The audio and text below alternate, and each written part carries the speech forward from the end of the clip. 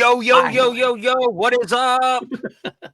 Finally, like Oh my God, doing I'm so excited franchises, to actually be here. doing franchises is a great thing for us overall. However, the negative is you sometimes hit those bumps in the road. And unfortunately, with Friday the 13th, there are two said bumps in the road, but we are past them. We are back into loving the franchise. We're spoiler alert right away. There it is in pure red color. Lovely movie, Jason X. I The fucking franchise. love this movie. We know, we're going to say right off the top, we know that we might be on an island as far as concerned comparatively.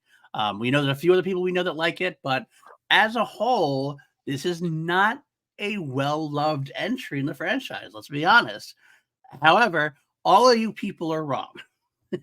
Yeah, so it's funny, real quick, because banter things, etc., etc. Uh, the Oscar noms came out. Y'all need to stop taking stuff so damn seriously. Yeah, I just want to get that out there. Like I'm seeing the internet imploding on itself, like any of it actually, matters. right. It doesn't. Uh, I don't know if you guys know this about art and movies and all the things, but the award shows don't actually mean anything. No. And good art will stand the test of time. It doesn't mean that I'm not upset that certain things weren't nominated. Sure, I guess I could be, but you know what? I like those certain things. And at the end of the day, no nominations or too many nominations for a thing is not going to change or, whatever, how I feel about those things. I just don't understand why everyone takes this stuff so shitty and seriously. I feel like you're trying to tell me something. Keep saying art's going to stand the test of time. Are you trying to tell me Jason X should have been nominated back in the day? Yes. Jason X deserved all the nominations. It deserved Best Director, Best Picture, Best Screenplay, Best Special Effects. I'm just saying, because I'm going to be honest with you. Tight screenplay, knows exactly what it needed to be. Very meta, very fun. Great special effects for a lot of the kills. I mean, it has the best kill in the entire franchise. Pretty much. I don't disagree with you on a lot of that. It is amazing. I know I'd cut your banner short. I will agree with you going back to the Oscars stuff real quick. I will agree with you. I stopped being up in arms about Oscars a long, long time ago. Ed Harris never got an Oscar win, so fuck it. I don't care. No, but also, like, to your point, like, You know who else did it? Bruce Campbell. there you go. Bastard. There you go. Absolutely. I mean, sure, I could like nitpick and say I really think that Zac Efron should have got an Oscar nom for the Iron Claw. I think that Daniel Pemberton's score from Across the Spider-Verse should have got a nomination for best score. But at the same time, like it's like it doesn't matter. Was it good? Do I think it was great? It gets my fucking Oscar nom. That's all I care about. Like that's a PLD nom. That's all I care about. To be completely honest with you. Exactly. It's just so funny to me because you see people like twisting themselves up all about all this, and it's just like, man, does it really matter? Not No. particularly. Like, The why only are we thing that taking it this so matters seriously? about, the only thing it matters about, and it's a logistic business thing, is that like getting Oscar nominated actress so and so gets it. It helps them get different roles. That's about it. That's really all Yeah. the matters does. And it sucks that that's the case, but what are you gonna do? You're It is not what it wrong. is. But you know You what got I'll say nominated. though? Go ahead. It was amazing the last day or so how much movie news and television news and stuff started hitting again, and I finally realized that number one, the strikes are over, and number two, the holidays are over, because it's like suddenly we are actually getting so much information and so much stuff out An of avalanche. nowhere, and it's been great. It's so Yeah. exciting because now it's like, oh yeah, the movie business is back, baby. Like, let's go. Like, I feel like we've been talking so much about the return of that. And so, of course, what's been interesting is like now the studios are really trying to get everything up and moving again. So they're trying to make big announcements that get people excited again now that the gears are all turning again. Mm-hmm. Mm-hmm. Everything is being more and more exciting, and I can't wait. I'm very excited about this time of the year now. This time of the year, or this time post strike, but post holiday as well. You're right. I got to watch the Bad Batch season 3 trailer last night. see a reaction on this channel. I'm so psyched for that. I was waiting for that forever. And yes, it's going to make me cry for sure. I know that much. Me too. It That was a good trailer. It is a great trailer. I do love everything about it. I'm not gonna lie, like I love that atmosphere. I love the tone. It feels like pure Star Wars to me. My favorite Star Wars thing since Disney took over. I really think it's been the most consistent Star Wars thing I've liked. And so that's still Rebels for me personally, just because I love Rebels. But I mean, to be honest, I also love almost all of the stuff that they've done for the most part. I mean, yeah. Even Fett has its moments. Like, I think people are really hard on Fett, but I think that has a lot of good inside of it. But of course, my big excitement in all of this return of the things, we're getting more dinos, baby. We're getting it out of Jurassic Park. we are indeed. I noted your excitement. I wish I was as excited. I wish I was as excited as you, but I am happy for you that you were excited about this. And I'm open-minded. You know why? I'll be there to see it. I'm a simple person. You say, hey, we're making a movie. It has dinosaurs in it. You know what that means? I'm happy. I'm going to be there. I'm a simple man. You're putting... If they announce the Meg 3 tomorrow, you know how excited I'm going to be? Because that means Jason Statham's going to fight another big-ass megalodon, and I'm okay with that. Like, give me those movies over and over and over again. That makes me happy. I gotta be honest, I still haven't seen the Meg 2 yet. I still want to see it. I love the Meg 1. I am with you with that. Getting Jason Statham punching a shark every couple of years, I'm happy about that. So I'm a little upset at you right now. How I know. Are we doing this podcast and you have not seen... You have not seen the Meg 2? I know. You absolute monster. I know. Now I want Jason Statham to punch you in the face. Maybe we should do some kind of like big monster like season of movies at some point. Like instead of a franchise, we'll do like we could do Jaws, the Meg. We could do...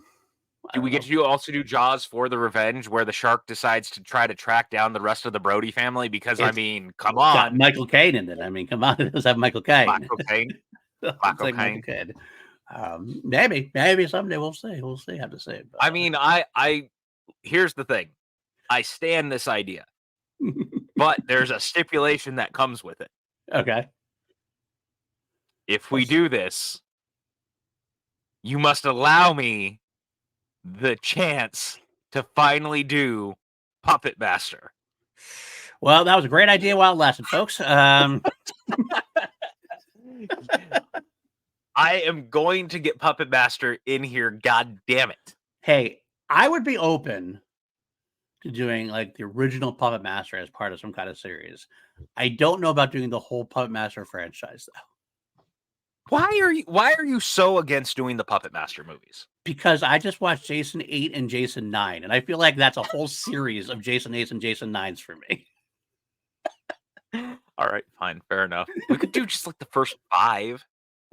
I'd be willing to do something like maybe piece them in sometime, maybe doing some great Puppet Master 1 somewhere, and then we'll do like sequels that we haven't done, that kind of thing. Well, we'll see. I'm willing to work with you a little bit. I just can't see dedicating my life to doing for the next year, basically being Puppet Master. I couldn't do it. Like the podcast wouldn't last. And that's for me, let alone audiences. See, you say that, but we had people in the comments who were pro us doing the Puppet Master franchise. Hey, you want to do a Two Mediocre White Dudes bonus Patreon podcast on Puppet Master? I'd be open to do that potentially. Only if you're involved. I'm not doing it by myself. You're not leaving me on that island alone. On a Patreon? I just want you to see the brilliance that is the Puppet Master movies. Maybe we could do one a year on Patreon for the next 12. Is that how you're trying to keep me here? You're like, if we do one a year, I can run this podcast for another 12 years. I'm extending your contract that way. One for each Puppet Master each per year. One for every calendar year. PJ gets a new Puppet Master episode. That might be it. Maybe that's what we do. I might even be willing to do that on the main channel. If it's one a year, I can go, okay, this is the PJ year, this is the PJ month or PJ week or whatever it is, PJ episode gets one a year, and eventually we put them all together as a franchise. I just can't do that many in a row. I just can't do it. I just can't do it. I love how serious this is, but also how much it makes me happy. Like, because there's a part of me that goes, it doesn't sound bad. And if we finish that run, it'd be impressive. That means we're still here 12 years later, whatever it is. I hope that there's still movies to talk about in 12 years. That's true. That's a good point. I I hope mean, so I too. don't know, man. Also, hey, internet. I know I'm going to go back to the Oscar thing real quick, but I have a bone to pick with you. Hmm. We don't go after John Williams. I don't care if Oh, you didn't like Dial of Destiny. John Williams deserved his Oscar nomination. This is the one thing again, I'm going to take seriously. We stand John Williams. We don't talk shit about the GOAT. That's like I talking agree. shit about Michael Jordan. We don't do it. Agreed. Agreed. John Williams deservedly, and he deserves every nomination. I think anytime John Williams scores anything, it's probably good enough to deserve a nomination. But this specifically was a great score. Just rewatched Dial of Destiny again with my wife. For the first time she saw it, she loved it. I saw it again. I loved it even more, especially because I think the more you watch it, the more you'll like it. Because the more you watch it, the more you get away from this idea of like you wanting this old school indie adventure, which this was never really intended to be. Like I told PJ before we started recording that, like I understand if you went in expecting that or thinking that or wanting that, sure, you're not going to get that. So that could be a little off-putting. Maybe that It's leaves a also sour taste in your mouth. terribly unrealistic considering Harrison Ford was in his 70s when he shot Right. it. Absolutely. I mean, I think you should know better, but it's okay. I mean, I think that's why they gave us the first 20 minutes they did. I think that's why they're trying to like kind of give that to the folks, so to speak, to give you a Well, little that's young exactly indie. what Mangold said, too. He was like, I Exactly. wanted people to get their old school indie adventure and then Right. my movie. And then the rest of the movie was his movie. Um, and if you go in, the more times you see it, like I said, the more times you'll be aware of what you're getting into and accept the movie for what it's giving you. Take in the movie for what it's giving you, and you'll realize that it's giving you quite a bit, quite a bit. If you're willing to open your heart and accept it and watch it, because it's a very beautiful tale of how the mighty have risen and how Yeah. the twilight of our heroes is a beautiful thing to watch, even if it isn't the yay all the time moments. Yes, there's some down moments, but there's also some glorious getting past those moments when you might think you might be not being able to. So, hurrah! Yeah. I don't And know. congratulations, John Williams, again for a nomination. Yeah, Mangold understood the assignment. Like He he did. made a movie that's very beautiful. It's a movie that understands the inner workings of getting older, loss, and not that I mean, it's funny because we talked about it. We did a 2-hour review of this movie. Hmm. And the thing is like it's an A and B side to what Crystal Skull started, which was the idea of what happens with loss and things like that. But I also think that this one is also about in loss losing yourself because in Crystal Skull, Indy hadn't lost himself. Right. By the Right. time this one rolls around, because of the big twist that it's still not even a year old, so I'm not going to say it. Like if you've seen the movie, you know why he is how he is. That is a very different thing to reel from than just losing a parent and a friend. Right. Agreed. And I think that between that and then what it does with the character and where it puts him and how he deals with it, that is why the movie is so beautiful. And it's meant to be like a very methodical thriller that has action beats more Hmm. than an adventure film. Right. And I think that's why I like it so much. And that's why I like Williams' score so much because when they made it, Mangold was even like, I don't want the indie theme to kick back into the movie again until he becomes indie again. Right. Crystal Skull never has to have him dig himself out of that. He is still Right. always indie first and foremost. Correct. Correct. And absolutely, and it's kind of like a little bit of the Luke argument in Last Jedi. To agree, it's like the hero is not the hero that I knew. No, he's not, because so much has happened and so much time has It's been passed. 30 years. Let people grow, people change. I know I'm different than I was 30 years ago. Yeah. Absolutely. I mean, it's what it is, and like instead of giving into what you want it to be, take it for what it's giving you and say, oh, well, what does this mean then? How do I see this? And you're going to find that there's a beautiful story in there. Beautiful story in Yeah, there. for sure.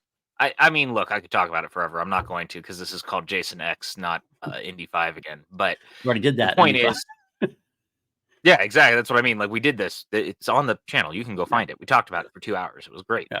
But it's just so funny. Like you see that stuff, and it's just people like being weirdly big mad. And I keep seeing a lot of videos about this movie in particular, and of course, still like Last Jedi and all this stuff. And I think that the common consensus in a lot of this, and it's the thing that I keep realizing, is that people are not comfortable allowing their favorite characters to be flawed and then to learn and grow and Right. change. And that's such a weird thing because ultimately, I think the biggest problem with a lot of the EU books and after the New Jedi Order and like even through the New Jedi Order is that they made Luke feel very infallible, and it also at times missed the point of what Return of the Jedi is saying, Mhm.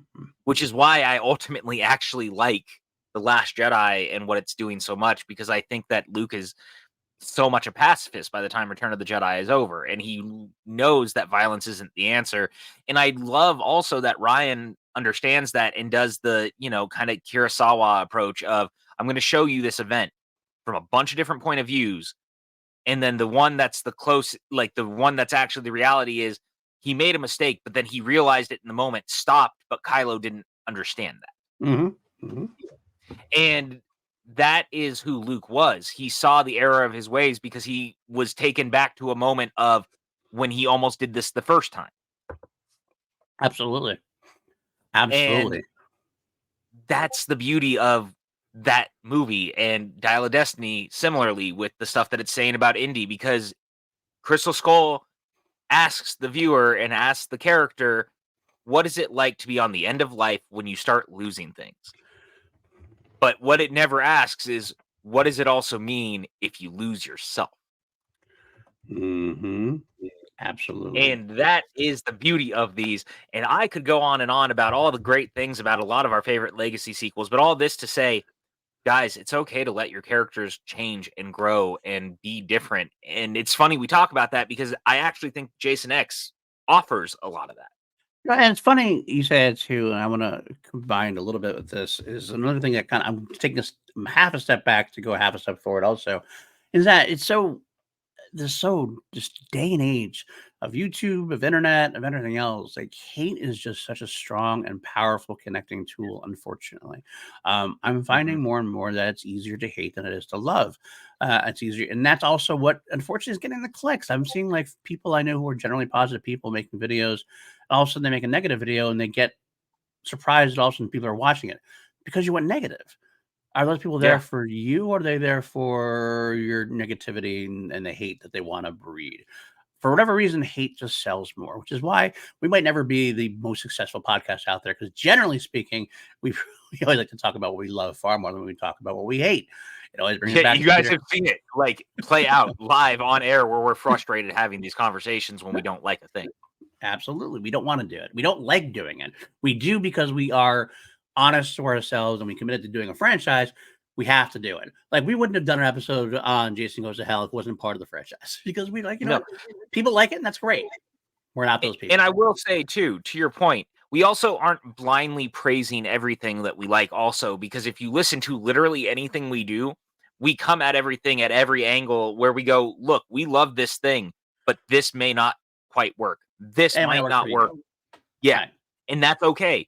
But we still would rather be a positive force for good in this space. Remember, hate is always foolish. Love is always wise. I fucking knew you were going to do that. God damn it. I mean, look, man, it's Doctor Who. I have to know by now that you were going to be the one who brought that up, especially because we just did the Christmas special thing where we talked about it a bunch. I, So it was only a matter of time until it came back up. it is. It is. It is. Well, honestly, I'm not going to get into the long conversation, but that's one of the reasons I love Peter Capaldi's Doctor so much and that episode so much is that it really has become a defining trait of me. Like that line specifically is how I'm trying to guide my life in general, and not just my life, but also my broadcasting as well. I don't want to bring up hate. I want to bring up love. So it is what it is. But you know what I do love? Jason X. Jason is I something I mean, definitely love. I also, in fact, love Jason X. And yet it's something that absolutely should not work. I have a question before we get into it more of our full love. It is something I wondered, and I don't, maybe you'll agree or disagree on this. We both love Jason Lives. We Mm-hmm. both pretty much love New Blood. It's my favorite of all Yep. time, and I know that's a little bit nostalgic for me, but it's all good. Would 10 be as beloved by us if we hadn't have had 8 and 9 first? If we went from 7 to Well, 10, oh, that I see what you're saying. Okay. Uh, honestly, maybe. it's hard Uh, to tell. it's a hard thing to tell because the other thing about it is like, let me set the stage a little bit. I like to set the table as it were, and we can have this conversation once I set this table because Absolutely. after 1993, Jason Goes to Hell comes out and it's pretty much met not well. We talked about it a lot. Like it's very critically derided. It doesn't really move the needle one way or another at the box office. It makes a lot of weird choices that a lot of the fans feel frustrated by. And in all of that, Jason is still trying to be meeting with Freddy. Of course, it's the thing that the movie, teases at the end. But Freddy versus Jason was supposed to be the first thing before they got to Jason Goes to Hell. So you get to this point where, all right, well, Jason Goes to Hell comes and goes and they don't know if and or they're going to get to Freddy versus Jason. The movie continues to be in development and development and development and development and development. They go through several different versions of the script, and the movie still just has not come to fruition in any shape or form. Right. So in that time, they decide that they need to do another Friday the 13th film, but they don't really know where to go because as they're trying to make it, they know that they're also trying to do Freddy versus Jason at the same studio. Right. So they get the idea to do Jason X, which they would put in the future. That way, canonically, you don't have to worry about literally anything that happens beforehand. You just say that it happens afterwards and it's fine. So they shoot the movie and the whole thing is set. It starts in 2008 and gets shot into 2040, like the 24th century or the 25th century, like it's 2455. And the whole thing is just them trying to do something a little different. And actually, it's funny because they even refer to it in the documentary a little bit as a reboot because they Mhm. saw it as if this worked, that, hey, we can now make this into a franchise from there. You know what I'm saying? And so they make the movie. Jim Isaac, who is one of David Cronenberg's like right hands, they've worked together a bunch. He was a student of David Cronenberg, which is why Cronenberg has a cameo in the movie. He shoots the film. Todd Farmer writes it, and then it sits on the shelf for about 2 years because New Line is still so focused on Freddy versus Jason that they just don't release it Also, they until lost the main guy who was really supporting yeah, Jason at the that point. studio Also head left. left. Yeah, So the documentary movie was not sits on the happy. shelf for about 2 years. Yeah, absolutely. Enough that it actually leaked online before it was ever released. Yeah, that definitely hurt it quite a bit. To be Yeah. honest with you. Yeah, so the movie ended up floundering at the box office, of course, and is still to this day the final film in the Friday the 13th franchise mainline. Right. And yet, this very cheeky, fun film because they started working on it post Scream, like before Scream, but then Scream comes out in '96, and everyone goes, "Oh, but Scream is so good and so funny and so meta. I want This movie that. should be too." Yeah. And it was funny because this franchise already had a history of it with Part 6 because Scream doesn't exist without Jason part Lives six. We've said that. is Yeah. that movie. Mhm. Jason X grabs that, holds it dearly, and goes, "But I got better." And Jason X, far and away, is the silliest, campiest, dumbest movie in this franchise in all the right ways because everyone involved knows exactly the movie that they're making. Right. And that is what continues to be the like shining light of how Right. good this movie is for me. I will say the reason why I also brought up the question I had is partially because, let's be honest, ever since I would even say, I'll say part five, ever since part five, the franchise has been looking for a way to kind of reinvent itself. I mean, you could argue part four because part five came out with a different copycat Jason. I mean, six, they took it in the comedy route or the scream route, the meta route. Seven, you go with the superpower person with it, but still, both of those are at its heart still typical Jason in the camp movie with teenagers. Part eight, they're like, oh, we have this great idea. Let's bring him to a different area. We're going to bring him to Manhattan. But then they kind of shoot themselves in the foot, or are shot in the foot for budgetary reasons or everything else. They can't see that come to fruition.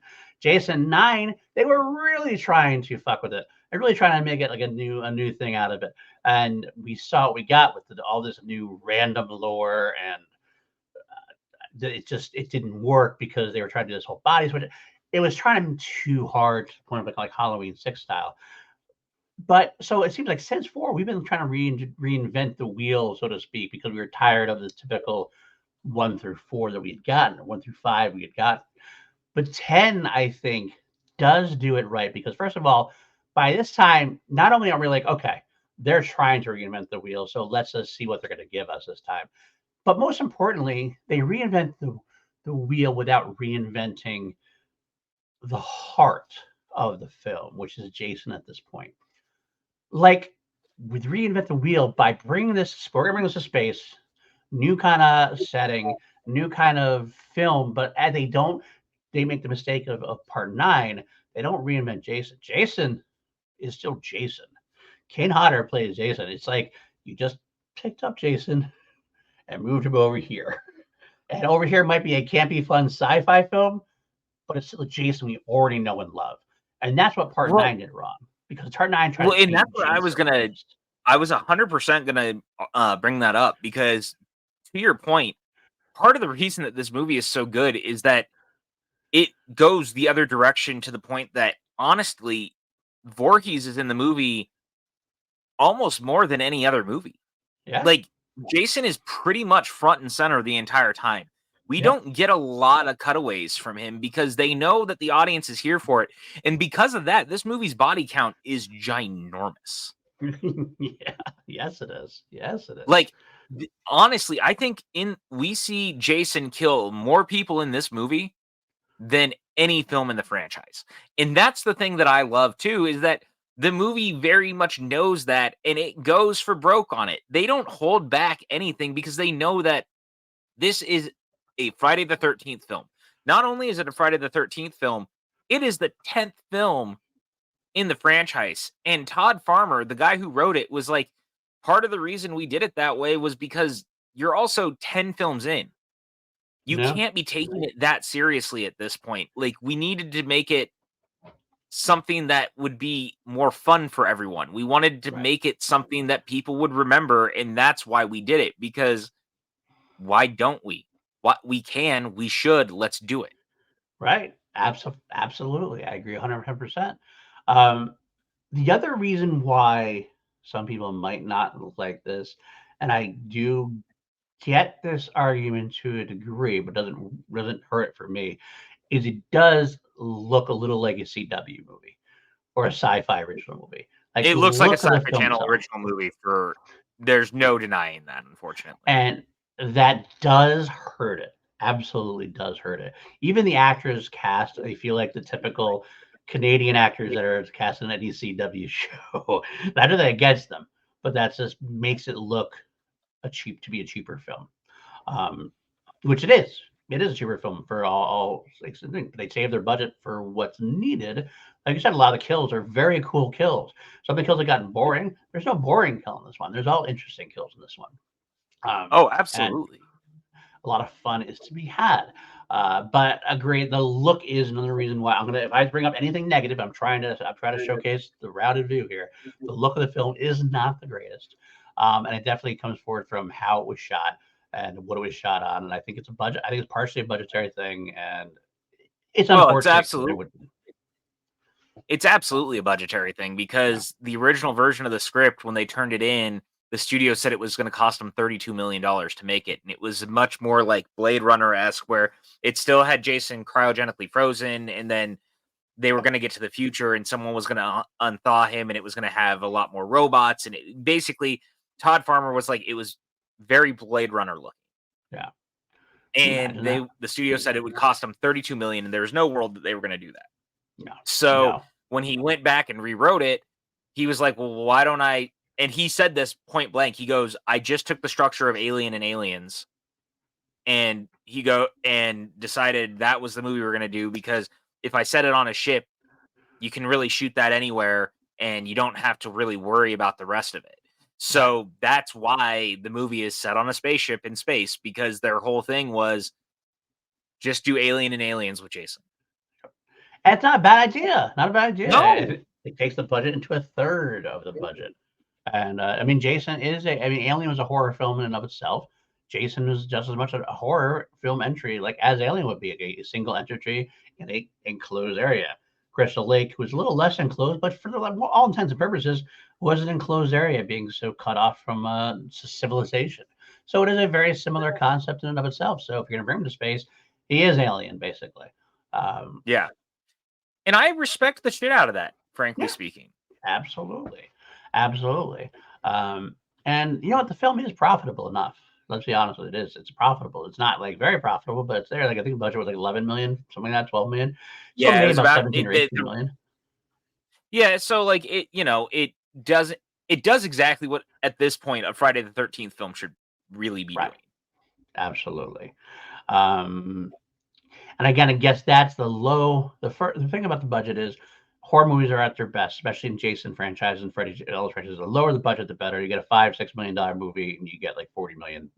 So when you make an $11 million movie, it's going to be less, and it looks a little shitty because of the space sequences. That's why the original couple of movies, you can do a lot more out in the woods for that kind of budget than any other kind of location. Well, to be honest, it was funny too, because they actually talk about it in the documentary where they were like, everything was shot in a soundstage. Yeah. Like in this movie, they were like, we did a single scene outside. That's so funny to them, because they were like, all the rest of these movies, we shot in the middle of a forest. Right. Like, right. For the most part, every single one of them was shot in the middle of a forest. So this was the first time one of them was shot almost entirely indoors. And I have to say, man, all things being equal, I mean, I have my own thoughts about the fact that they didn't ask Kane Hodder to play Jason in Freddy vs. Jason.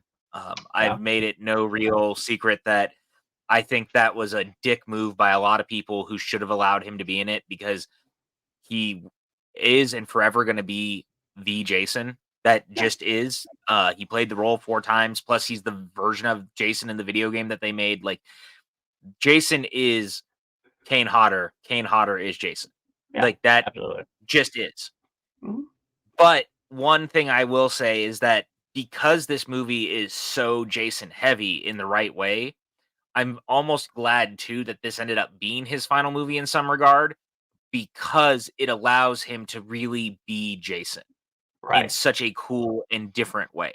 Right. And it allows him to basically be the star as Jason in a way that I don't think some of the other movies do. Yeah, he gets to go out on top, and like with this kind of role where he gets to really be in charge, and he's like the first credited. I think he's like top billing and everything at this point, which makes sense because there's no other actors in here that are very well known at the point. I think they ever get well known, to be really honest. Like Alexa Doig might be the one who has had the most roles afterward. Yeah, because she was in Andromeda. Right. A couple of small town things or smaller projects. But yeah, I'm all there with you. I do think that Kane Hodder should have been Freddy vs. Jason specifically, especially Freddy vs. Jason, considering it was the icon versus icon. You might as well have and you still had Robert Englund versus Kane Hodder. Yeah, it was made for a great double story. To be completely honest with you, I think it was something I remember correctly that Kane, the other Jason, or the newer, the Ken Kirsten, or I think I want to say, Jason vs. Freddy was like taller than Kane Hodder, so it helped like make him tower over Freddy or something even more, or something like that. But I still think it's a poor excuse, to be honest with you, because like if Tom Cruise can play Jack Reacher, Kane Hodder can fucking still play Jason against Freddy. Let's be honest. And also, I don't think Jason needs to tower over Freddy. I think that's such a silly focus point, frankly, because Jason's.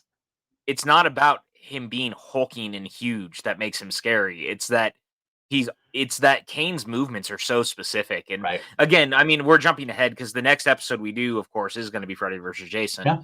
But I do think that in that regard, it's just such a weird choice. But the thing I love so much is that in this, and it's funny, they talk about that, like Kane Hodder was not even that excited. Like he read the script and he was like, we're doing what now? Like Right. I he even said when he heard the idea, he was not that into Out. it. Like he wasn't that thrilled. He was kind of worried because most people know when you take your horror franchise and you send it to space, that is when you reach the like real Death knell. problematic. Oh, this franchise is dead. Yeah, it's like the death. It's just 100% the final nail in the coffin. Right. When you've reached that point, your franchise has basically jumped the shark. Right. But with Jason, it actually made a lot of sense because as it was, this was a character who was dying over and over again.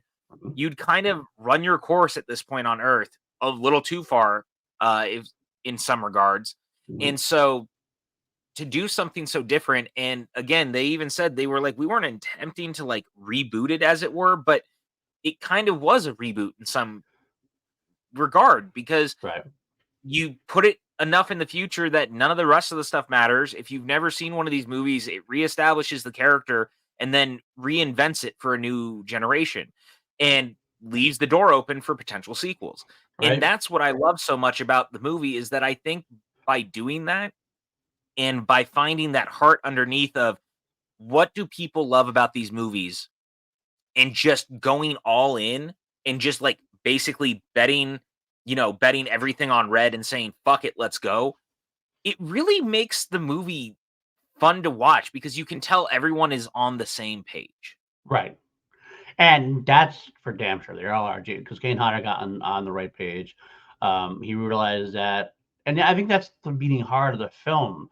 Like I kind of alluded to it before, when Kane Hodder came in and decided to, or not decided, but he committed to it and went all in, he played Jason as the most Jason possible. He didn't change himself for the movie.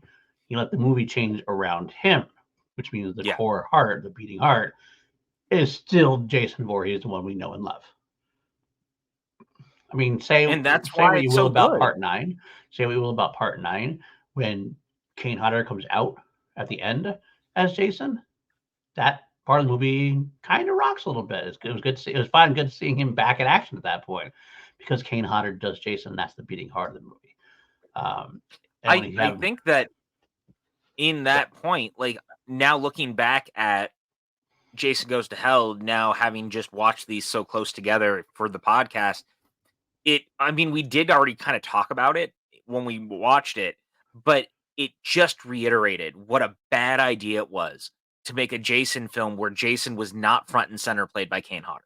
Right. Like Kane Hodder in this movie is why I love this character. And there's so much like fun and excitement in it. And the opening at this, number one, the opening alone in this like secret Camp Crystal Lake facility underneath, like number one, where did all of this come from? Like we suddenly have a secret research facility at Camp Crystal Lake. Are you joking me? Fine, fuck it, whatever. My first note, Crystal Lake Research Facility, question mark. That's my first note I wrote down. Yeah. I'm really glad that it's not just me who was like, really, guys? Like, really, this is how we're handling it? It's just so funny because it's just so silly. Right. And I love the opening because the other thing is the movie also knows that the last time you saw the character was technically Jason Goes to Hell. So it has these opening credits that kind of look like he's coming out of hell, but it turns out you're like going through his blood veins and stuff through the eyeball. Right. But that security guard like looking at him, and right off the bat, when Kane Hodder moves his eye when he sees the guard walking around, you're just reminded, like, man, even just standing there, the way that Jason flicks his eye when Hodder plays him is just like pitch perfect. Yeah. And that's when I was like, oh man, he really is that good at it. And I'll say this, like Jim Isaac, he's not like the world's greatest director or anything. I mean, you know, he made a lot of B type stuff. He's very involved in the horror genre because again, he came up through Cronenberg. He was a protege of his. And this is again no ill will because he's very talented. And I really love this movie. And that's the most important thing is I think that he got kind of a lot of the magic of the Jason movies. And he just kind of goes, you know, we know the beats that we need to hit. And I'm Right. not gonna try to like pull the wool over people's eyes, and I'm not gonna try to rock the boat. I'm gonna play it as if you know, and I'm, you know, the tension's all there and stuff, but I'm just gonna make it a movie that doesn't need a lot of the bells and whistles that horror movies are going for. He just plays it as Friday the 13th, but Yeah. in space. Again, I agree with you. That's exactly what it is. Back to the roots. It's so weird to call this a back to the roots movie, considering how far away from the roots this really is as far as like setting and things go. But the Jason root is the most important root in this tree, and that's what we get. We get Jason being Jason. Um, I gotta say, going back to that first scene there, a lot of hair on Jason there in the back. See. I noticed that too. I was like, that's Furry Jason, fascinating. furry Jason here. Okay.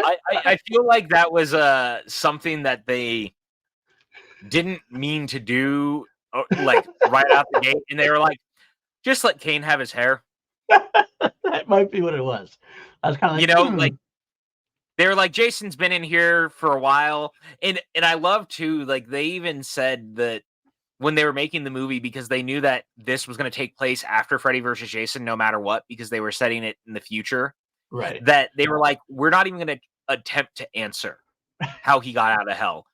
So it just starts, and you're just assuming that somewhere along the way, this Crystal Lake facility holds on to Jason, You know what? and This is a he hot grows take for hair while me. he's there. I don't care if it's a hot take or not. I gotta say it out there out loud. Like in a world where we talk about continuity and like I mean like we had the Bad Batch trailer in Star Wars and talking about I mean technically canon Asajj Ventress is past because of the Dark Disciple and oh my god people are up in arms about what does this mean? Are the retcon in horror films and Jason films and horror films specifically in Jason films, if you it's almost better not to explain canon like continuity and just let it go and just kind of gloss over it. Like when we see Jason, the beginning of Jason X, we don't give a fuck that he was in hell. We don't go, how did he get out of hell? Or how did he become Jason 8, same thing. How did he like stop becoming a toxic waste? We don't care because sometimes those ideas are stupid. We're kind of like, you know what? All right, so Jason is here at the beginning of the story. All right, good. And we accept it and move on because that's how you do. So as a point of future for all Friday the 13th type movies, gloss over stupid things. We'll be accepting of you glossing over stupid things and moving on as long as it's done well like this. It's so funny you say that because I actually wonder if nowadays people would be less cool with it. That's a good question. It's a good question. You know what I mean? And I do wonder if I mean, now granted after 2009 there were a lot of other reasons that another film in this franchise didn't happen Unfortunately, yeah. because of the rights and all of that. But I also do wonder if in the time frame that they had to make it before the rights situation happened because remember there was multiple attempts at making a sequel to it before it finally just didn't happen. Right. I do wonder if they felt like they wrote themselves into a corner because of the ending. And that's exactly why I wonder if in this day and age, because of how people are about continuity and things, if they just went, you know, man, like it might just be easier to call it what it is and just do it as a one-off because people get so up in arms about that stuff now. But I think being a horror fan, you just kind of have to accept that sometimes stupid things happen and you just go with it. Yeah. And that's what I mean too. I kind of like I don't want to say I understand because I don't want to say I don't give credence to a lot of bitching. But for a universe like Star Wars or Lord of the Rings or Marvel that try to do something more of a connected Yeah. story, it's got to be a real serious story to a degree. You want the continuity to make sense. But in these kind of films, you can get away with a lot more, I think. And like I know I'm much You more forgiving. you and I are, but I also think that in a world that as weird as this sounds, unfortunately, because of stuff like The Conjuring or even Paranormal Activity, as weird as that might be, because they all became so lore and continuity heavy, Yeah. I wonder if it's changed even for horror fans where they're a little less forgiving to that sort of thing, which is I so wonder. weird because, yeah, like if you look at most of this stuff, part of why we like it is the absurdity of it all. Yeah, 100%. We're talking about I mean, at this point, especially like this movie, for example, we were talking about a kid who was born and mutated, died as a kid, and came back and has been a slasher ever since, and is getting more and more supernatural. And now we're in space, and 400 years later, it's all ridiculous. It's yeah, all exactly. ridiculous. So Yeah, and it's not lost on me, by the way, that it's 42:55 when the movie, or 24:55. I mean, when it starts, because remember the Crystal Lake stuff all happened in the 50s. yeah. Originally. Oh yeah. So there's this like very funny part of it to me where it was like, oh hey, wink wink, nod nod. We know Right. that We're starting again. when this all started, it was the 50s. So even little things like that are inherently very clever to me.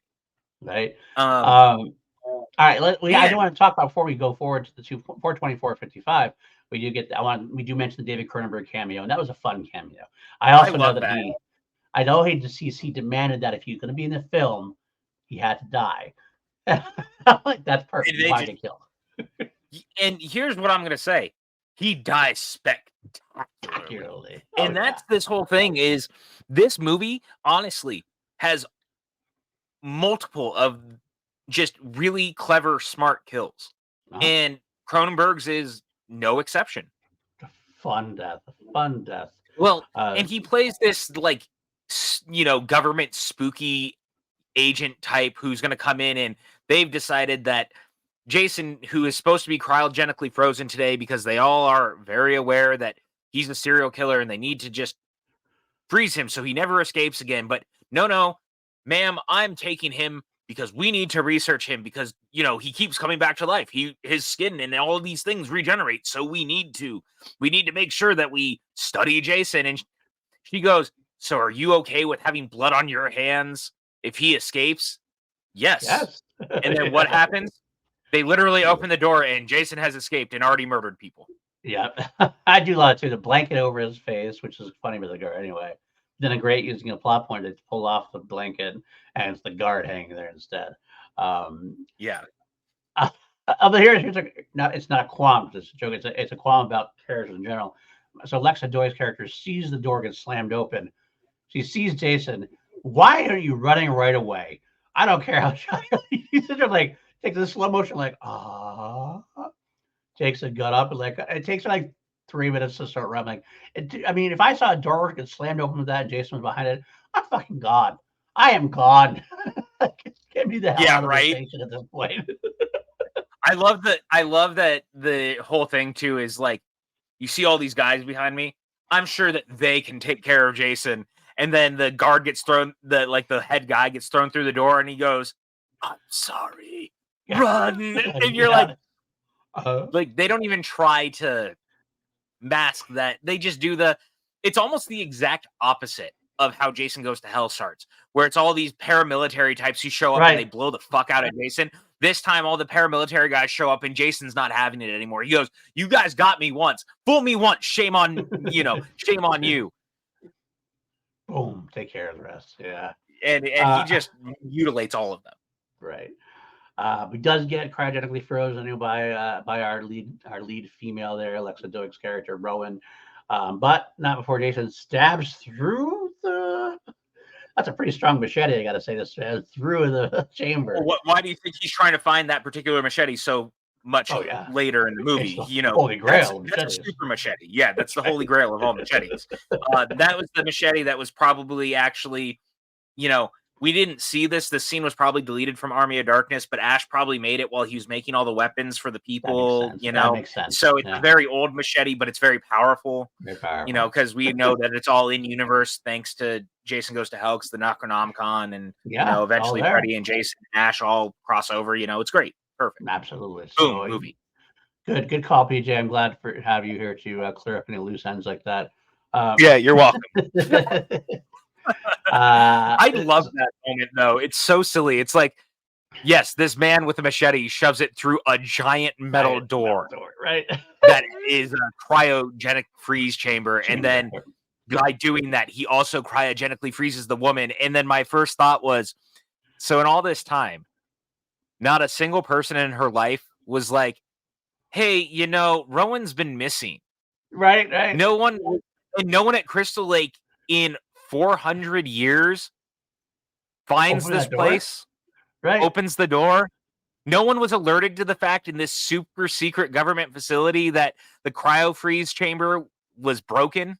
Right.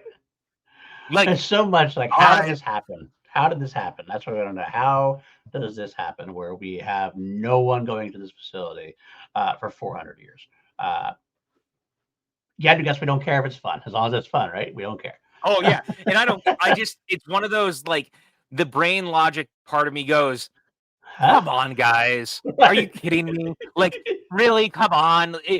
And again, but I love this stupid movie so much that I don't care because I'm having the time of my life watching it. So why does any of that matter to me? And that's a lesson. That's a lesson we learned. If you make it fun enough, everything else really matters. I think it really matters.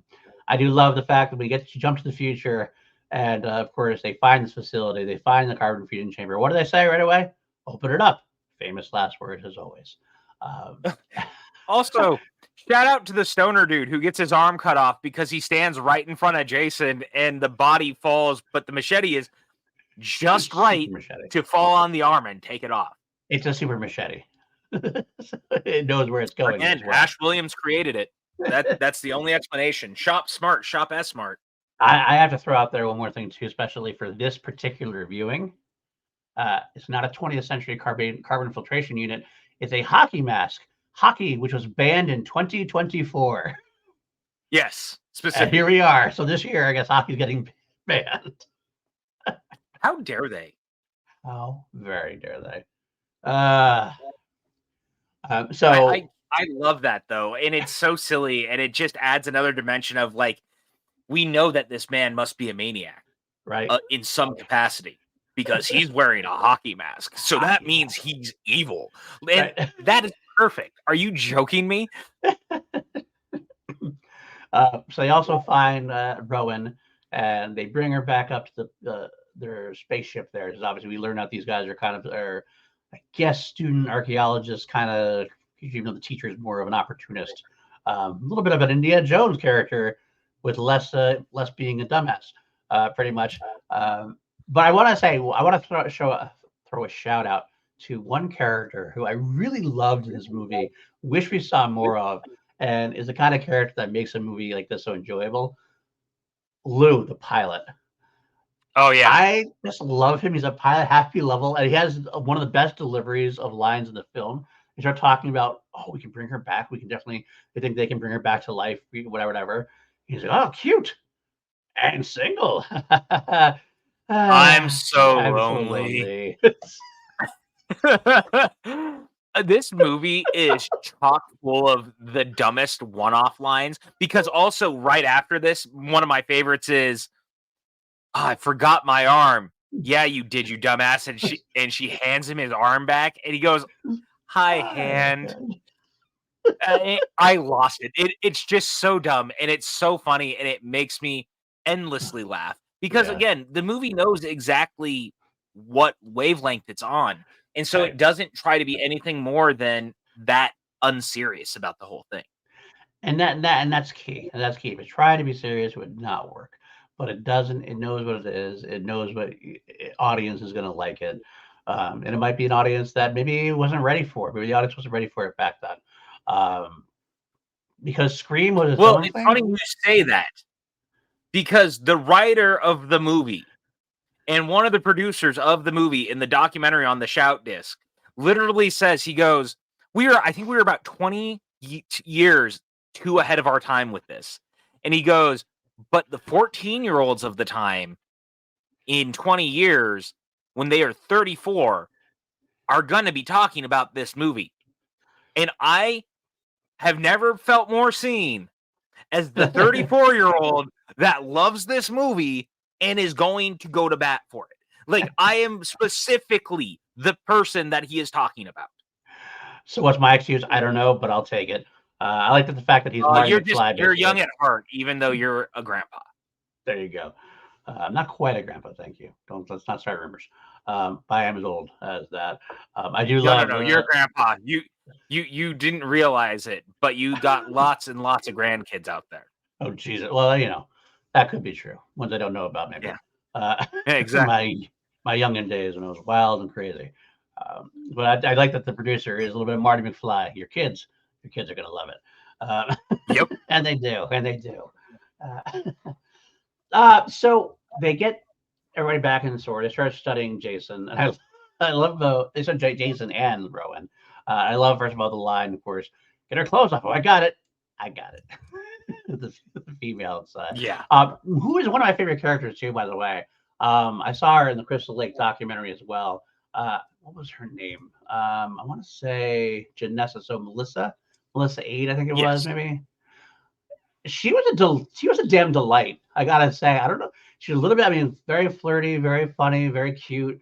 Um, Perfectly cast in this kind of role. I had so much fun with her. I was so glad she was involved in that one.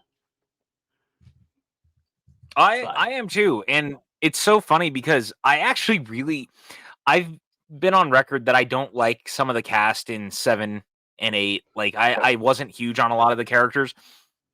I love the cast in this movie because I think everyone is perfectly cast as the characters that they need to be in it, and that makes it really fun.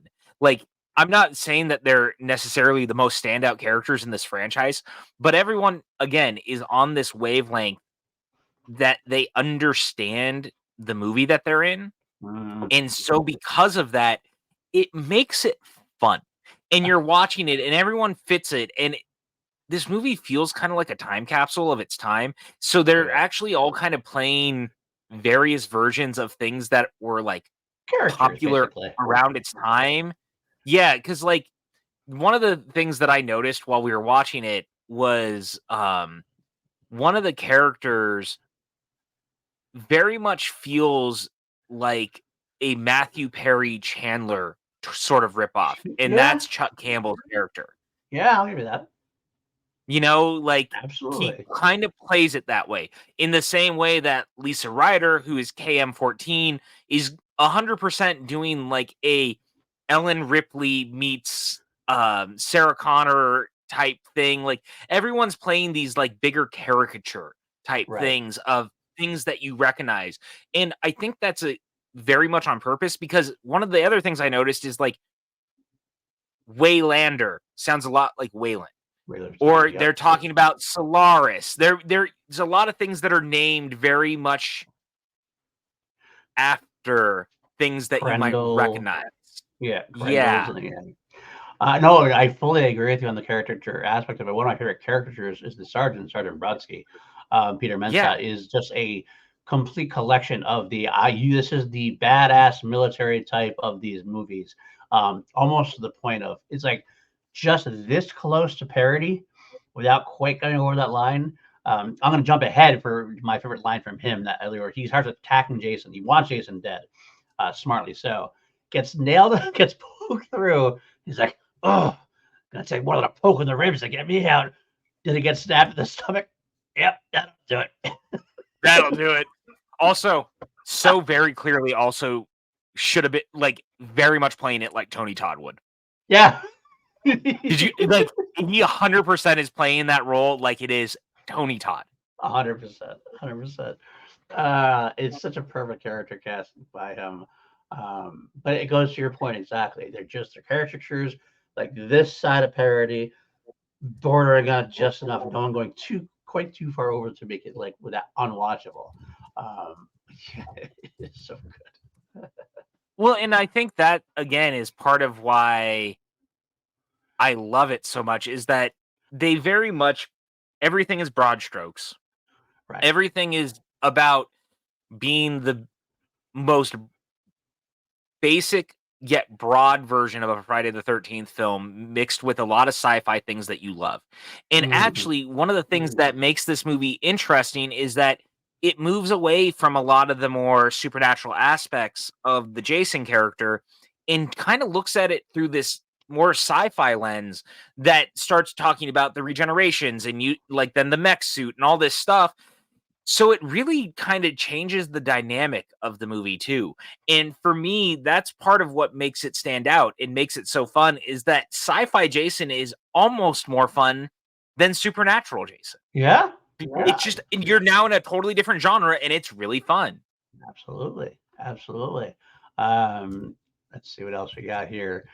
We do have Jessica or Jenna. Was it Jenica? I asked for her name. It's like Jenica, Janessa.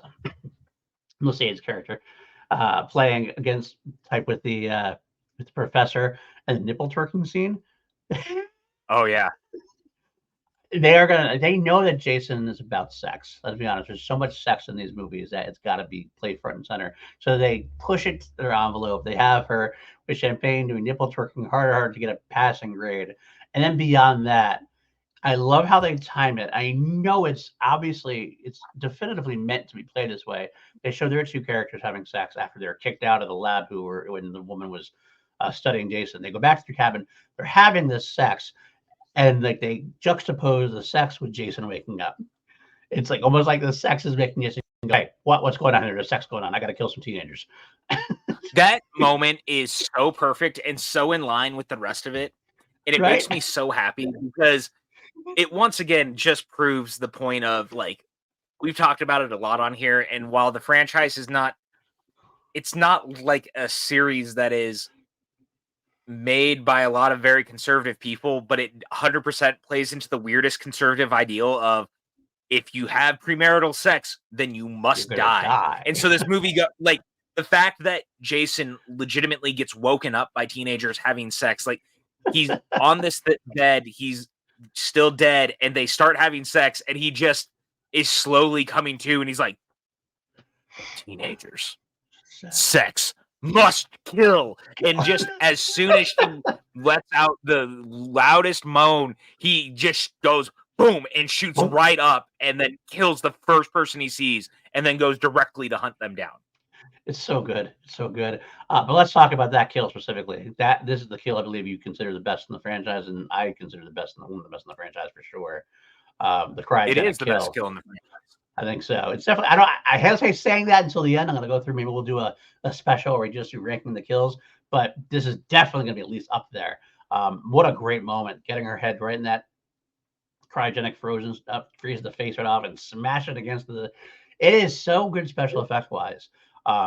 In a film where obviously budget takes place and they have a lot of other special effects going on, this is a great moment for the thing. The death is spectacular, and it's by far one of my favorites. Yeah. I think that part of what makes it special, and again, I think this is because I'm also just such a sci-fi nut, and I love that this is such a sci-fi movie kill. Right. Not Sci-Fi Channel, but like this is a kill that could only happen in a sci-fi film like this because they cryogenically freeze her head. Like Jason grabs this doctor who's been working on him, grabs her head, shoves it into the cryo freeze. Her head freezes, and then he grabs it and smashes it on the ground, and the head just pops off. And it's all done practically on top of it, Right. which I think that is part of why it is so cool. Is that I, it is such a practical shot and practical kill that it looks rad as F.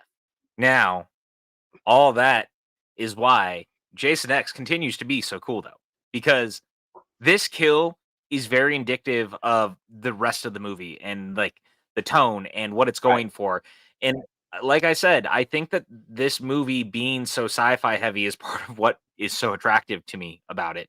And I know that jumping genres is a thing that people don't always love with their franchises, but to me, I think that this movie taking the swing it does is why it feels so fun and fresh and different. And it's funny because I actually think that if you really wanted to now in a era of legacy sequels and things like that, now would be the perfect time to try to do like a new Jason X sequel. You could Yeah. absolutely do it. And I think that because so much time has passed and it has been so regarded since in so many ways and like a lot of the conversation around it has changed so much, I think you could get away with doing it And I think people would actually have some fun with it. And I mean, you probably couldn't get Kane Hodder back at this point. I think he's probably aged out of the role a little bit. Oh, But if you really wanted to, I think you could pick up where Jason X left off now. And you could probably make it for very similar money. And actually, it would probably look better. you know what's funny? Think about it. I mean, two things I'll answer that. A, hire Mangold, make an old man Jason movie for Oh my God. for Kate Hodder. I don't think James Mangold has any interest in even touching a Friday the 13th film, let alone a Jason X sequel. But imagine an But I old. know I'm not your head talking is- about Jason X sequel. I'm just talking about just an old man Jason. Like he gets his own film, old man Kane Hodder coming back one more time to play Jason, like the old man. I don't know, like a Logan style Jason movie with just called Jason with Kane Hodder in the role. I am all on board for that. No, Voorhees. Just Voorhees? Okay, just Voorhees. Okay, we'll go with that. That's fine. Otherwise, though, your legacy sequel idea, I think that's I think this is the time to kind of explore those kind of things. You can do that for very many of the like you could have a New Blood sequel, another Jason versus Carrie 2 kind of thing. You could have a Jason Lives sequel, proper. I know we have Tom Matthews in the Womp films, for example. You do that, but you do that properly. You could do that same with Nightmare. You could have a Nightmare 3 sequel, the Dream Warrior sequel. There's a lot of legacy sequels can be made from sequels if somebody would kind of take that jump into doing it. I think they're there. I mean, Danielle Harris keeps pimping for trying to get into a Halloween movie again, and I'd love to see that happen again, like a sequel to 4, 5, and 6, or maybe just a 4, a proper Halloween 4 sequel kind of thing. Sorry, I know some people out there like Halloween 5. Yeah, okay. Good for you. I'm for you. really happy that you like it. Good for you. Can't get there. Can't do it. Yeah, can't do it either. So someone actually, I can't remember. I think it was recently on Twitter. I had said something about part 5 or something, and someone that followed me was like, I don't understand why anyone wouldn't like that movie, and starts kind of like getting in on me. And I found our podcast, and I was like, here's a 2-hour podcast where I talk about every reason that Friday or Halloween 5 just doesn't work for me. Right. I'm sorry, like as someone very loyal to the Halloween franchise, just doesn't do it for me at all. Right. And I'm the same way, especially because to me, it betrays everything I love about Halloween 4, which is one of my favorite. Probably, right. I think if you go back, I think it's my favorite sequel of the series, which is that's why I really don't like 5. But yeah, that we have a 2-hour podcast on that. Yeah, you can go find it. It's on the YouTubes and the Spotify's and all the things. All the things where we are, you can find us there. So getting back to Jason X, though. So we follow up the best kill with the weirdest kill. So Jason does stalk down the killers, or the lovers, I should say, rather. Door opens, kills Stoney, drags him off, leaves Kinza there. Yeah. Like, that threw me. Like, I'm kind of like, Jason doesn't leave people behind. Like, why would he leave her behind? So that threw me. I'm not gonna lie. I wasn't like that's one of my few nitpicks about the film here. Because I love the film in general, but like that kind of like no, there because she plays a part later on, which is kind of like it's a part that's important to the plot, sort of. But she didn't have to play that part.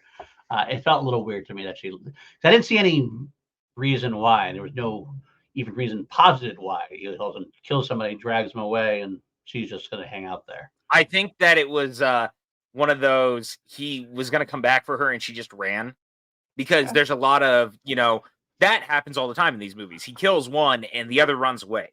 So I assume that's just what it is.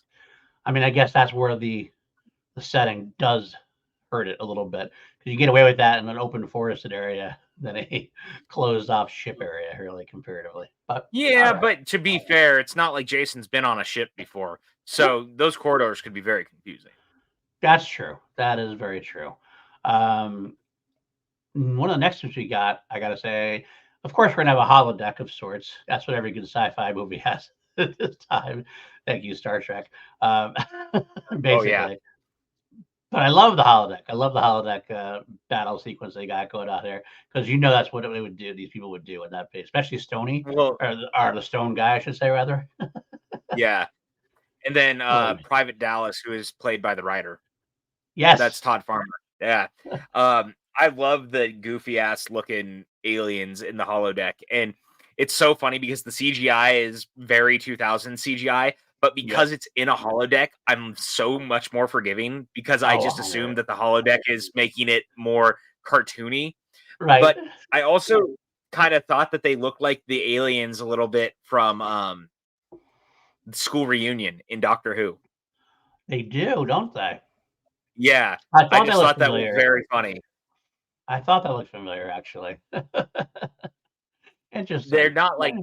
one for one or anything, but there's definitely similarities enough that I was like, "That's odd," Right, right.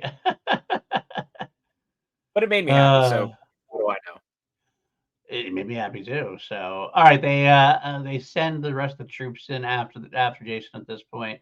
Of course, are fearful. I Wait, wait, want to say wait, fearless. but we have to also talk about in that, like, whole sequence in the holodeck, one of the best things is that they think that Jason's one of the hologram things, and so when Jason goes and kills one of them, he cuts him in half, and he's just, like, split in Right, half, but it's the holodeck version of him, and Jason is so confused why the dude is still talking.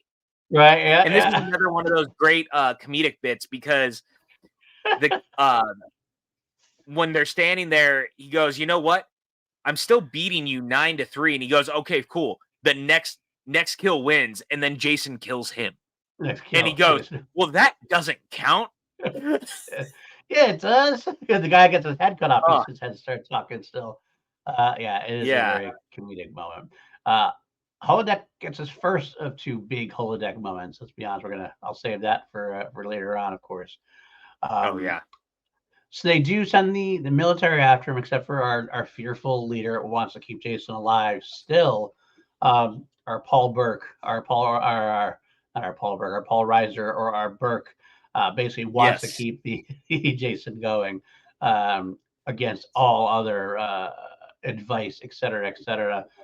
But the military goes into play, and we got a nice little cool, very dark, very hidden, obviously budget reasons. Let's just keep this dark in a warehouse. Things they start blocking them. We got a big gunfight. My favorite moment though is when Gecko, one of the female guards, Gecko gets sliced by Jason in the dark. You kind of also there's a great moment where she kind of backs up and backs up and backs up, and all of a sudden she backs up into Jason, and Jason like this is also Jason shows in the light his mask there. It's like Yeah. oh fuck. She slices her throat, touch her throat, and we don't see her die quite yet. Next time we see one of the other grunts looking for her. She walks out and she starts like you see her throat cut. She goes down and they have this like awful sound effect of like this gargling sound effect of like Yeah. the blood pouring through, and it's brutal. And I'm like, this is awesome. But also, I So good. gotta say, one of the things I love, there's this brilliant kill where Jason grabs one of the soldiers and throws him off of the deck, and he lands on like a True. spirally looking hook, and the body keeps going down farther and farther. It looks like a drill. It is so cool. It is, and of This course with movie, this again, movie, chock full of just wonderful kills. and it had to go with the pun there later on when she finds him. Oh, he's screwed. Yeah, and Right. that's I love how just funnily self-aware this movie is. I, I I mean, don't that would have been think it would stupid in be another nearly as movie. fun. It would have been stupid in like Yeah, another movie, but this movie it fits it completely, and you're laughing along with it for sure. So yeah. good, so good. It just makes me happy. It makes me Yeah, so happy, and I think that ultimately, the more that I rewatch it and the more that I revisit it, and I can't believe this movie's already 20 years old, I but know. I just find that because it really tries to just have so much fun with what we know this franchise to be, but with a different genre and a different setting, it just continues to be so lively. And Mm, I think even though it looks a little like a sci-fi channel movie, I almost don't mind because it still feels so different than literally anything else in the franchise, yeah, but in a way that has actual reverence for it versus right. Jason Goes to Hell, which feels like it doesn't love where it's coming from and it wants to be different. Want to deconstruct it more. Yeah, absolutely. Yeah. This is more like a facelift versus like a total body surgery or reconstruction surgery, Yeah. basically. Um, yeah. So okay. So next up we see. Well, one of the next things we see. Unfortunately, Lou gets killed as they're trying to make their way to Solaris, the station where they're hopefully gonna, because the grunts are killed, they're gonna hope that Solaris can take care of the problem. But when they kill, of course, when Lou gets killed, they lose the pilot, and we get this great crashing over, destruction of Solaris. Which, if we're not, it's not bad special effects considering their budget, considering everything that's computer wise. I'm fine with it. Uh, it fit the tone of everything, so I was good with it. Of course, it sets us up for the rest of the movie. Like, now we don't even have a space station to go to. So what the hell are these guys going to do? They're trapped with Jason now at this point. Yeah. Now, I gotta say, this is probably something that splits the fans a little bit, but I love the entirety of the KM-14 fight against Jason, and what's funny is that it reminds me so much of Halloween Resurrection, but done the right way, because Yes. it gives me real Busta Rhymes feels, but, like, KM-14 is a character who's actually, like, grown a lot throughout the movie, and I have a real soft spot for, and I love this whole fight where she just decimates Jason before he turns into Uber Jason. Yeah, I do too. I totally do. I love the fact that, first of all, one of her best parts about it, she says it, the Crystal Lake Memories. What she does is she wants this whole like, um, Stepford Wives kind of thing. That's part of the reason she sold into it. So she's very cheerful the entire time, no matter what's going on. She's very like, she doesn't get down, and she's like, I love like when he asks her, what are the some odds? And she's like, statistical odds are 12% that we're going to make it through. And he's like, can't you come up with something better than that? Yeah. Nope. Like, Oh, so good. it's so cheery. But then he goes for it, and when she thinks he get her, he stabs her, and she comes on, gotcha. And she starts fighting him. It's a little bit of a nod to Carrie as well. It's different. It's a little bit of a nod to New Blood. Obviously, get Jason versus somebody who can actually go toe to toe there for a little bit.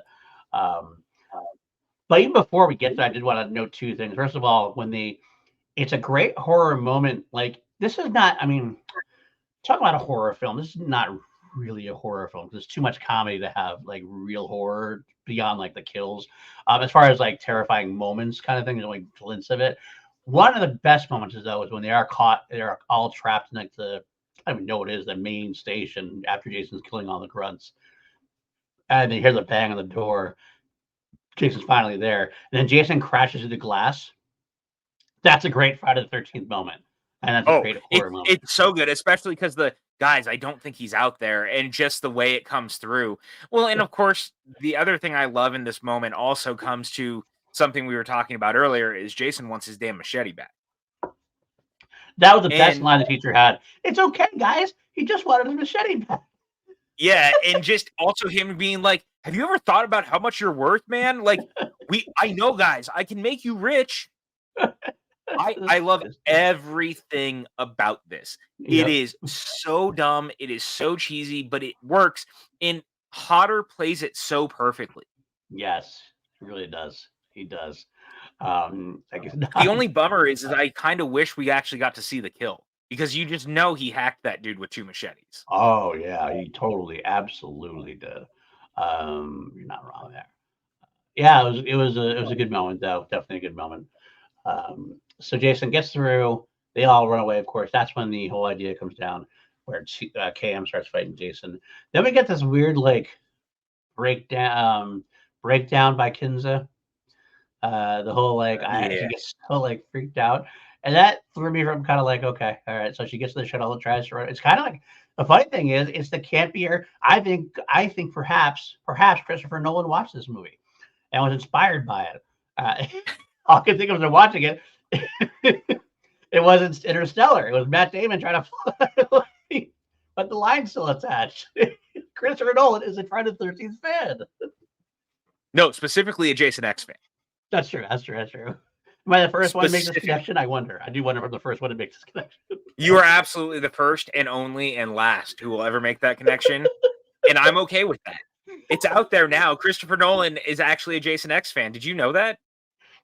I just made that connection myself. Maybe because I love Interstellar, I love Jason X. I made the connection just like you did. That's what it is. I just, dude, I love everything about all of this. And the other thing I do like is because the movie obviously sets up much earlier on when they uh unfreeze Rowan that they have the little nanite Yeah, bugs that can go in and heal people and and they're make still in his them the arms peak as versions well. of themselves. Yeah, and I love the use of that as Chekhov's gun to then give us the Uber Jason or Mecha Yes, Jason, as yes. others can call him, and I fucking love the Uber Jason design. Me too. Me too. And Kane This, like, Hodder as well. metal Loves hockey the mask, mask. red eyes, like, the way he looks with half the metal down his body, like, it looks creepy and painful and awful, and I love it. Can I sit back before we get to Uber Jason? I think it was a great choice. KM like has the big gun and shoots off Jason's head, like Yes. pre Uber Jason, but it's not all of his head, and that's Yeah, the best choice they could have made. Like they leave like this 15% of his head, just like a little chin, everything. It's just enough of the head there, though, because it gets a little bit there. I think that's yeah, actually more effective than if he had blown off the entire head. It I looks more agree. broken that way. You know what I mean? Well, it's the same thing with the cryo kill, right? Right. Because when he smashes her head, there's still, like, a little bit of head Exactly. left, and, like, it's it's unnerving to see, but in a cool way. Right. Absolutely. We So, sound so weird saying that, by the way. I you know that know, if like, we sound deranged almost to be like, you know how cool it is that you see, like, partial head after, it gets blown up or smashed? we are a little deranged. We're a little deranged. But it does work quite a bit. And then Uber Jason works even better because of it. Uber Jason, I agree, is phenomenally designed, and it's the heart of the character. Really, it's exactly what it's the next generation of the character. Not supernatural Jason, science fiction Jason. And again, that I think that with this and what they were talking about even making it, the hope to do more stories with this version of Jason would be so cool because I think the design is so rad, and I love the idea of the techno version of Jason being out there surviving, like Hmm. this RoboCop version. And of course, I say that because the guy who designed RoboCop is the one who designed Uber Jason, and it's so cool, it's so rad, and I think it's a real missed opportunity, honestly, that we never got more. And Yeah. again, I know that that is also dictative of the box office saying yes or no. But I think now, again, 20 years later, you could really pick up the reins and do something really cool with the Uber Jason design and follow it up because again, you're really not tied to anything. Right. The reason that this movie is so fun is that it really does act like a restart of sorts. And Right. the Uber Jason is a part of it because I find that Uber Jason is almost as iconic to me as the normal hockey mask Jason because I was a teenager when it came out. Which is funny considering Uber Jason is in this for all of like what 10, 15 minutes maybe. Yeah. Like maybe that's still iconic, and I get it though. I totally get it. I agree with you. I think it'd be a fun pick me up. I think business will say otherwise. Unfortunately, that's why it'll never happen because the box Oh, office is what it I'm was. aware. I 20 just years more old. mean No, yeah. I know, absolutely. Yeah, I know, and I know you were aware. I'm saying that's what sucks about it is the fact that it's definitely a business related decision. No one's going to go. I'm going to make a sequel to Jason X, the film that is critically derided. Fans generally hate it, and it's 20 years old now, and they're going to make a new one. They're going to make a new, unfortunately. But you're right. I see it the way you do. I'd love to see a sequel to this, and maybe someday, if the right everything happens to fall into place. The fan of Jason X becomes in charge of the studio and goes, "Let's just do it on the cheap. We'll do it. I'll give you $10 million for it, and Well, see what and you you can know come what's up with." funny too? To that point, you can also do it on the cheap because it would be set on Earth too. The ending of Yeah, this movie, not to jump too far ahead, but well, we're basically at the end anyway. But yeah. the truth is that the movie ends with Jason ending up on Earth 2 in the middle of a new Camp Crystal Lake. They did a new And Cat 2 Crystal Lake teenagers because of it. seeing it, they think it's a shooting star, that crashes into the water, and they're like, "Oh, it landed in the lake." Let's You go could check it out. 100% do Uber Jason now in a Friday the 13th style way on the cheap. Bring Brodsky back too, because Brodsky is the one who took him there, so it'd be a good way to have him there too as well for the hell of it. Agreed. I would But love that. speaking of Crystal Lake, let's talk about before we get to there the best part of the hologram room when they design to Oh my distract god, Jason. To distract just the Jason, best. they create a parody. They create their own Crystal Lake, and we actually get a scene in the forest of Crystal Lake. And it's funny when that happens, like how much is like, oh, there's Friday the 13th I knew. That's the Friday the 13th I know, whatever. And not that I needed it, but it kind of felt good to see for a couple minutes. And you see the two campers, of course, who are doing everything completely over the top. Of course, you want some beer, you want to drink, you want to smoke some pot, you want to have some premarital sex. So we were sitting there watching it, and my lovely, beautiful girlfriend who had never seen this movie, So kind of good. watching as this is happening, and she's kind of been like chuckling along at it as it's going on, but it's not exactly her kind of movie. But this part happened, and she audibly went, "Oh my god," and just starts laughing because she realized just how like tongue in cheek and how forward the movie was being with knowing that this is what it's known for as a franchise. And I loved seeing someone who had never seen this movie also laughing at the ridiculous nature of this. And it leads to arguably one of the best kills in the entire franchise with him taking the girl in one sleeping bag and slamming it against the other girl in a sleeping bag and then slamming it against a tree. Which is, in a way, it's funny. I remember they were talking about this in, I think it was part 7, I believe, actually, right? That's what a sleeping bag Yeah. kill was. And they couldn't do what they wanted to do because it was too violent. They pretty much got the carte blanche to do it here, because they could get away with that without doing too much as far as blood goes. And it was a fake person kind of thing, it was a hologram or whatever. So they almost get away with doing what they wanted to do for part 7 now in 10 and Jason X, which is cool. I love that. Exactly, nice throwback. It encapsulates everything you wanted from the original Jason, just done with Uber Jason. So I think it was a chef's kiss. Great design, great idea, well executed. Everything's right about it. It really is. And again, part of why I love it so much is that ultimately I think that by doing this, you're just having the very tongue-in-cheek fun of the franchise that it deserves. And it just hits right. You know what I'm saying? Like, because if you're gonna have a moment where he's back in Crystal Lake in any regard in this, you're doing it because you know that that is what fans expect from the movie. So why Right, not lean all the way in on it right. in what the franchise is known for and kind of make fun of it, but like in Yeah, a loving way. Again, the thing that this movie is very good at is being made by people who love these movies. And instead of trying to deconstruct it and go, we can be better than these movies, you lean in on the joke and you go, this is why these movies are beloved. Let's do that and turn it up to 11. yeah. There you go. Because we always turn up to things to 11 on here on PLD projects as well. So, with that in You got it. mind, is there anything last you want to say about the film before we start getting into our rankings and stuff? Uh, Uh, I just love this movie. Also, Me too. the Krissa, the Kinza death, Mm. the Kinza death, not death.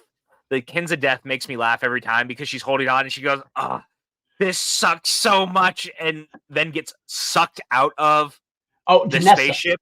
Or Janessa's death. Janessa, I'm Yes, sorry. yes, yes, yes, Yes, yes. one that line kills me every time. This sucks so So much, much. and then literally gets Suck sucked out of the ship. through a vent too. Like, all you see is like little pieces of organic matter on the vent. Oh, it's so good. Yeah, It's so good. it's just this movie, man, it just makes me so happy because it just says, "Screw it, we're just gonna have fun," Like, Yeah, 100%. Absolutely agree with you, my friend. yeah. We both love it. So, all right, let's get into our rankings then. I'm interested to see where this falls. Obviously have to rank both the film and the Jason. Um, so we both, all right, we gave the original Friday the 13th. I gave it a 6. You gave it a 6.5. Part 2, I gave it a 7. You gave it an 8.5. Part 3, I gave it a 7 again. You gave that one a 7. Final chapter, I gave it 9.5. You gave it a 10. New Beginning, I gave a 5.5. You gave it a 6. Jason Lives, I gave it an 11. You gave it an 11.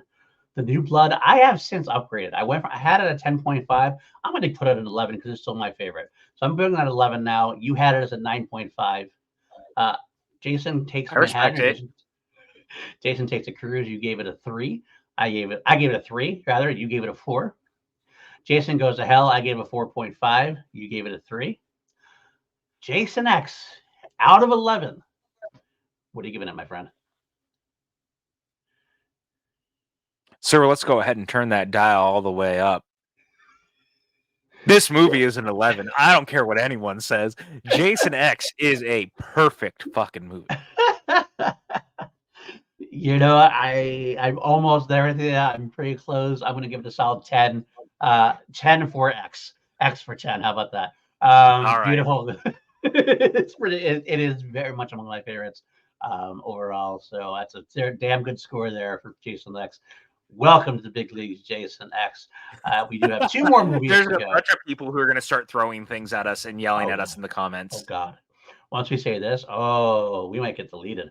I'm okay with that. Unsubscribe. That's fair. I lose it over Jason X because I don't want to hold to my hold my ground here. Okay, then the Jason of this film, which is a very interesting category for this film. I personally am putting Jason Uber Jason in 1, so it counts as 1 because That's ranking totally fair. It's one performance, so right. So before this, we had part 1. We both had part 1 at the bottom. I had part 2 next. You had Jason Goes to Hell next. I had Jason Goes to Hell next. You had part 2 next. So we just flip flop there. I had part 4. You had part 3. I had part 3. You had part 6. I had part 8. You had part 8. I had part 6. You had part 4. We both had part 7 right at the top at that point. So where does Jason X's Jason fall here for you? I almost think I know what's going on here. I think I know what I'm going you to know get. exactly what's going on. We have your new number 1. Is that what I'm thinking? Oh, he is the absolute. You know why? And I said it earlier. And like, this is not being cheeky about it. This is just the truth. Because Hodder gets to be Jason so front and center in this movie, it feels like the Kane Hodder Jason show. Everything about the way his Jason is in this movie is the reason that I love Hodder in the role. This is, to me, the peak version of that. And because he feels like the star of the movie, this is it, man. Like, this Jason is that guy for me. I don't disagree, my friend. I don't disagree. Yes. I don't disagree with that. Although I'm sorry, I don't get too excited. I don't You're gonna disagree with break my you, heart. but I still put 7 over X. I put 7 over X. That's it. I put Jason X at number 2 as far as Jasons go. Only Jason 7. I still love Kane Hodder and New Blood, and that's a little bit of a nostalgia thing. I know, I'm not gonna lie. Any given I mean, day, look, it's not much better for mine. I told you this was one of the first. Dude, I used to watch this movie so frequently. I taped it off of Cinemax or one of them when it used to play all the time, and I would just watch it on a loop. Yes, I that's what I taped did it. for 7. That's what I did for 7. It. Yes, exactly the Yeah. same thing for 7. So, like, I love this stupid movie. I do. Absolutely. And I don't mean stupid in a mean way, by the way. I just mean like No, it is stupid in a absurdly good the way. best, and it makes me Yeah. so happy. And God, So we what a just good flip movie. flop. We just flip flop because you had 10 then 7. I have 7 then 10. Pretty much Yeah. straight on for what we believe in. I agree with you. You can agree with me. It's all good. This is the best Jason. Look at him. Look It's at close. him. I tell you, any given day. I mean, you tell me I'm watching Jason from Jason X. I'm just as excited. So, yeah, there you go, my friend. That'll do it for this week. That's our ratings. We have 2 more Jason movies to go. One is a crossover with the Nightmare on Elm Street. That's our very next one, Freddy vs. Jason, WWE style. Spoiler alert, I think we're going to have a lot of fun with that discussion as well, because I think we both Yes. have a lot of love for that one. And then, of course, after that, we'll have Friday the 13th from 2009, the remake, which took me a while to come around on, but I have come around on it a bit, I think. I'm very interested to watch it again now, because I didn't love it my first time I watched it. Your joy for it made me rewatch it in a different light, and I liked it a lot better. So I'm curious. Well, it's funny because similarly, I did not love that movie when it came out. I thought it was totally fine. But over the last few years, the more that I revisit it, the more I love it. And I mean, I'm just gonna say it now, spoiler alert, it features my favorite Jason in movies. Mm, So, like, I think there's a lot of reasons because I think we get all the best of every world because I think when you watch it, Derek Mears gets to be Baghead Jason. He gets to be, hockey mask Jason, but he's does a not get the big humor, guy. Jason, though. He's a huge guy. And because he's so big, it's scary. And there's Yeah, like some really great, but he's also a fast guy. And yeah, if you've seen it, like there's a lot of moments that they really lean in on this Jason being hulkingly huge and also fast, and we had never really seen that right, in that capacity. right. So it just hits right for me. I totally agree, man. I totally agree. Um, Beyond that, though, I didn't love it at first, like you said, but I came around it the next time I watched it. There's definitely a lot of absurdity to it, a lot of uh, exaggeration to it. But I think at the end of the day, I think it's a lot of fun. I wish we did get a sequel to it. But yeah, so I can't wait to discuss that one with you too. At least, like I said, it's definitely not in the direct of Jason Goes to Hell or Jason Takes a Cruise. So we have two big ones that ended up before we go into the Womp Stomp build. We're going to go into those and take a look at those, for example, as well. Um, Yeah. so, yeah, and I'm then so hyped. after that, we finally will get to Kelly's Patreon requests from about a year old now. We're gonna get into the John Wick franchise finally. At that point, after that's our next We're franchise to so do. close. We're so close. We might push it out, make it a little bit longer, do something in between. We talked about potentially, but we'll get into that when we get closer to it. We'll see. But yeah, so where can the folks find you, Peach? You guys can find me on all the social medias at PJ Campbell. You can also find me on Letterbox. Please follow me over there. I've been trying to be more active and having fun over there because we all love movies. So what's not to like about that app? Absolutely. Find me at Paul_Denuzio on Twitter. All the good places in there. Letterbox, PLD Projects on Letterbox, I believe now. Actually, I switched it over. I love Letterbox. I use it for all of my new views or something I haven't reviewed yet. I haven't been good about putting rewatches on there. I sometimes forget to put rewatches on there. I did put Indie on there recently, though. I'm trying to get more with it as well to include all my rewatches and talking about. I think I still stimulates conversation, which I love to have. But again, you can find me all over this channel. Too Many Different Ways to Use on Film is every other week. Of course, we do have our Big Blue Box, which we just came out with another special for a ranking of the holiday specials.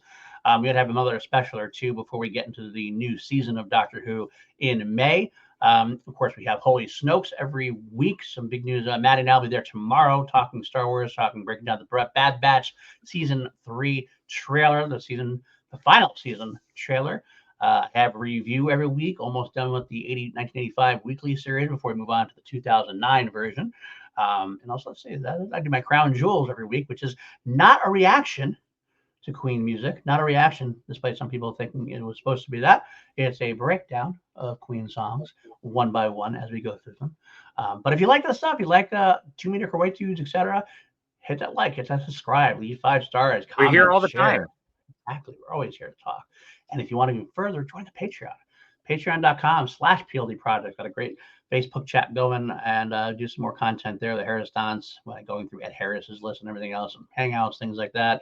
Austin Cadell, Brendan Buckingham, Jeff Alterman are there as well. Couldn't do it without them and without the rest of the patrons as well. Love them. They really help me keep the lights on. Mwah, really appreciate you guys. But yeah, I think that'll do it for us this week. Stay tuned in 2 weeks. It is Freddy versus Jason. I can't wait. I know PJ can't wait. Until that time, stay mediocre, everybody. Never underestimate the power of mediocrity. Bye now. Bye, guys.